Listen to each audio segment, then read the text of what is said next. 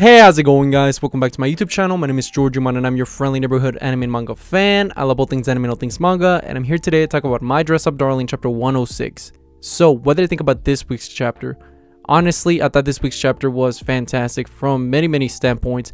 From whether it was Gojo's finally confronting Nanchan and finally getting a closure in that overarching story narrative that we have been holding on from the beginning of the story.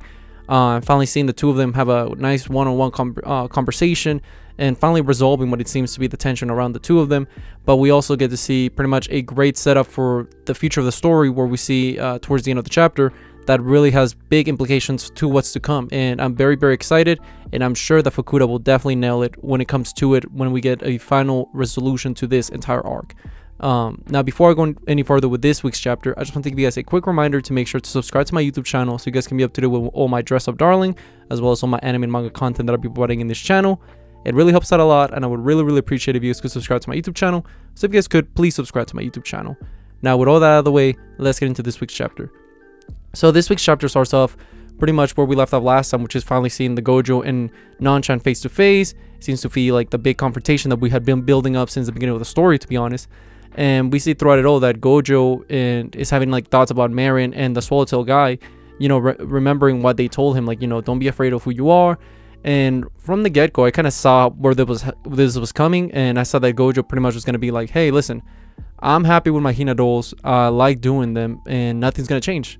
And we see that pretty much throughout it all, Gojo's just letting her know, like, hey, this is a passion of mine, it's always gonna be a part of me, and whether you like it or not, I'm gonna do it. Pretty much that's what Gojo says. And he's like, hey, I'm sorry if you hate me for it, but that's just the way it is. And then we see Nanchan just pretty much like really express herself in a way that I wanted to see from the very get-go, which I'm very happy to see that Fukuda actually executed it, which is that she just feels resentment and she feels terrible for what happened, and she just bolts her heart out. She's like, how can you just forgive me that easily? Because Gojo's just like, yeah, I forgive you for the stuff that you told me. We were kids. I know you didn't mean it. And you see that Nanchan just kind of, unfolds and just lets Gojo know, like, hey, no, bro, like it's my bad. Like, I did terrible things. I was a terrible child doing that to you. And I just wanted to help out. I just saw you so sad and I wanted to help out. And you see just Nanchan like bowl her heart out for him. And it's very sweet. It's very caring. And I know that a lot of people, myself included, when they reintroduced Nanchan to the story, I was like, oh, here we go. What are we going to do with her? Oh, God, is she going to be the love interest? What is it going to happen? But I'm very happy the way that Fukuda approached it, which was very deliberate and very fast, where it was like, yeah, she came back. She's there solely to make Gojo's character, no longer have any weight that's holding him back in the future. And that's what pretty much happens in this chapter, where they have the nice conversation. And eventually, Nanchan and her and Gojo start talking. And there's a point where, like, Nanchan is just like bawling her eyes out. She's just like, man, I'm sorry. I'm so sorry, Gojo.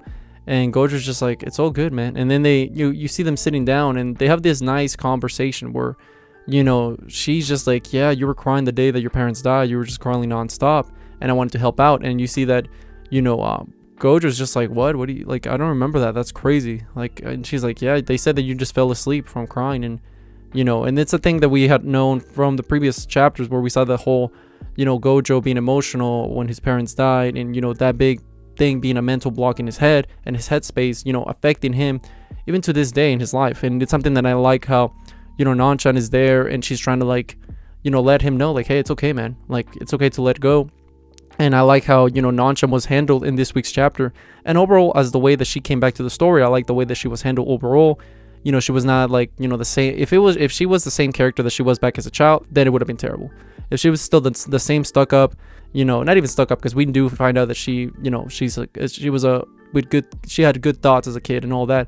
But I'm just saying, if she came back just like as a bratty, like, sassy girl or something like that, then everybody would not like it. But I like how they gave her, character. She's the fully fledged character, I think, for myself, at least for what I think.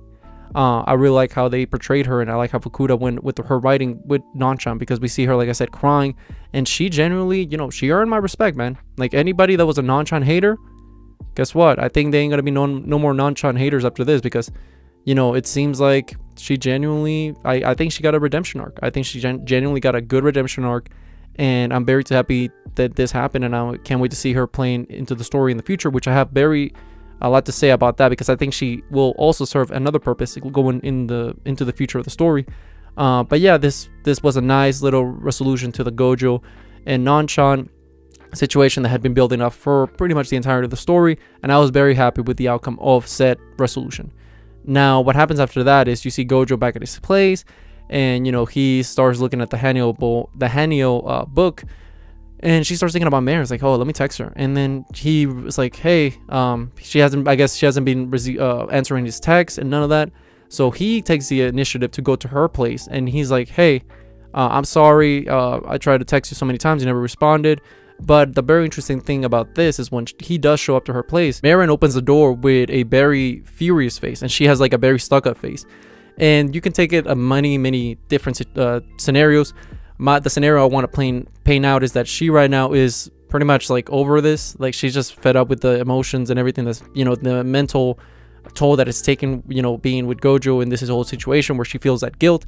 And just being with him is like, she feels she's a deterrent to him and his future. So that's why she's like so whatever about it. She's trying to hold it all in. But I feel like, that's not going to work out. And what I mean by that is because what happens is towards the end of the chapter, after, she looks very mad and very pissed off, Gojo starts talking to her. It's like, hey, so like, you haven't texted me.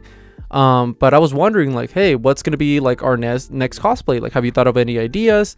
And Marin's like, wait, what are you talking about, next cosplay? He's like, yeah, like, I've been here, I want to discuss the next cosplay, I want to know all about it because I've been excited for it. And you just see Marin like pretty much give Gojo the cold shoulder, and pretty much just hit him over the head by saying, yeah, with about the cosplays, I don't need you anymore for that. And pretty much that's how the chapter ends, in a very somber note and a very crucial note to the narrative, I think, because this chapter is, for me, the most pivotal chapter of the story thus far, because not only you get Gojo's resolution of Nan, and we also get to see Marin pretty much putting a hinge in the relationship by saying, hey, I no longer need you. Now, I have a few theories about what's going to happen in the future, and I like to present them right now, which is, number one, I think that for sure what's going on with Marin, and many people say, why is she thinking like that? She just wants to be far away from Gojo because she feels like she's a deterrent to his future. So I think that she's trying to make it seem like she doesn't care about Gojo, trying to distance herself, similar to how Gojo was doing earlier after the Comet Festival, because she does not want to be a nuisance to Gojo in his future, because he wants to be a great Hinado maker before his grandfather dies. And she feels like she is, blocking him from that. Now, she's 100% wrong with that fact, because we do know that Gojo has only gotten better thanks to her and, meeting her and learning about cosplays and all that. So I think that, that's not going to play out.